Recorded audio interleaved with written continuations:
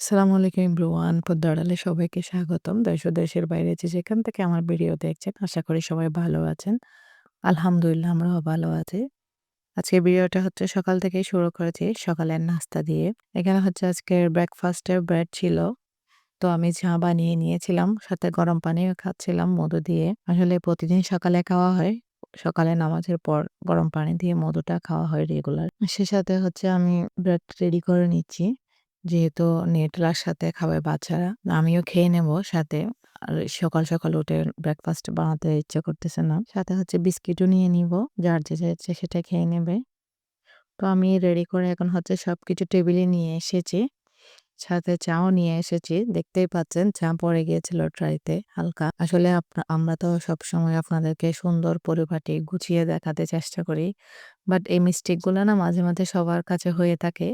তো আমারও হয়ে গেছে। যার কারণে আমি রেখে দিয়েছিলাম। এখন হচ্ছে নাস্তা করতে বসেও গিয়েছি। গরম পানিগুলো আগে শেষ করে নিচ্ছি। তারপর হচ্ছে নাস্তা করে নেব। চা সামনে নিয়েছি। এখন ব্রেড হচ্ছে নিচলা লাগিয়ে নিব। দেখা যায় মাঝে মাঝে নাস্তা বানাতে একদম ইচ্ছে করে না। ঝটপট রেডি থাকলে না ব্রেকফাস্ট করতে অনেক ভালো লাগে।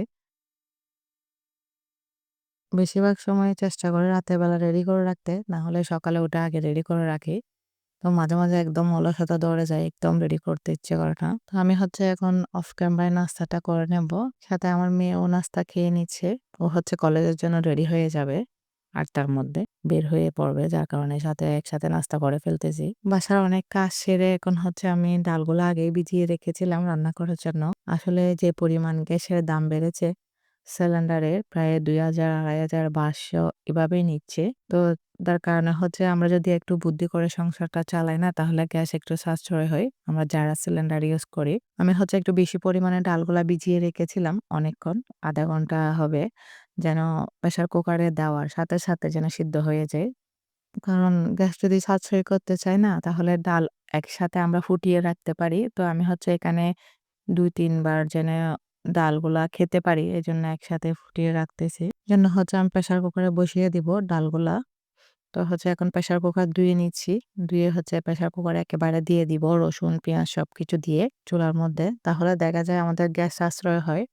১ মাস যাওয়ার গ্যাসটা হচ্ছে প্রায় ১.৫ মাস মতো চালাতে পারি। এর সাথে যদি আমরা হচ্ছে গরম পানি ইউজ করি তাহলে দেখা যায় আরো গ্যাস সাশ্রয় হয়, তাড়াতাড়ি সিদ্ধ হয়ে ওঠে ঠান্ডা পানি ব্যবহার না করে। এখন হচ্ছে আমি ডালগুলা চুলায় বসিয়ে দিব যেন ২-৩ শিসের মধ্যে হয়ে যায়। আর সেই সাথে যদি রাইস কুকার থাকে, যদি আমরা ভাতগুলা রাইস কুকারে রান্না করি তাহলেও গ্যাস সাশ্রয় হয় আমাদের।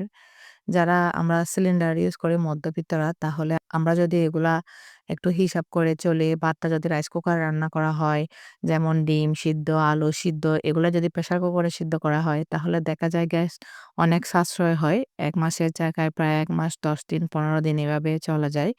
কারণ গ্যাসের যেভাবে দাম বেড়েছে সিন্ডিকেটের কারণে প্রায় ২,০০০, ২,৫০০, ২,২০০ এভাবে হচ্ছে গ্যাসের দাম। তারপরে আমরা একটু বুদ্ধি করে চলতে পারি। এখন হচ্ছে আমি চাউলগুলা ধুয়ে রাইস কুকারে বসিয়ে দেব। রাইস কুকারে ভাত রান্না করলে সুবিধা লাগে আমার। কারণ দেখা যায় কি ভাতগুলো অটোমেটিক হয়ে রাইস কুকার বন্ধ হয়ে যায়। কোনো টেনশন থাকে না। ভাত বসিয়ে দিয়ে আমি অন্য কাজগুলা করে নিতে পারি। আমি হচ্ছে কুকিং এ দিয়ে দিচ্ছি। আমারটা হচ্ছে দেওয়ার সাথে সাথে ওয়ার্ম এ চলে যায়। তো আমি হচ্ছে ১ম এ কুকিং এ দিয়ে দিব, পরে ওয়ার্ম এ দেব। ভাত রান্না হয়ে গেলে তখন ওয়ার্ম এ বসিয়ে দিই। এখন হচ্ছে বেসিন পরিষ্কার করে আমি হচ্ছে এখন গরম পানি দিয়ে দিব। এখানে গরম পানির মধ্যে সার্ফ এক্সেল তারপর হচ্ছে একটু ভিম লিকুইড দিয়ে দিব।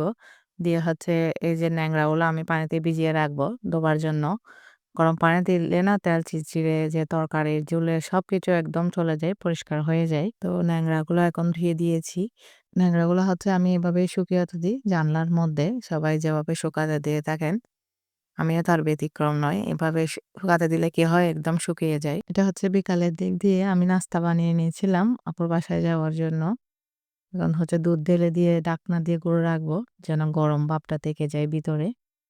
তো আজকের ভিডিওটা এটুকুই। যদি ভালো লাগে একটা লাইক এবং সাবস্ক্রাইব করবেন। বেল বোতাম অন করে রাখবেন পরবর্তী ভিডিও দেওয়ার সাথে সাথে নোটিফিকেশন যেন পৌঁছা যায়। ভালো থাকবেন, সুস্থ থাকবেন। আল্লাহ হাফেজ।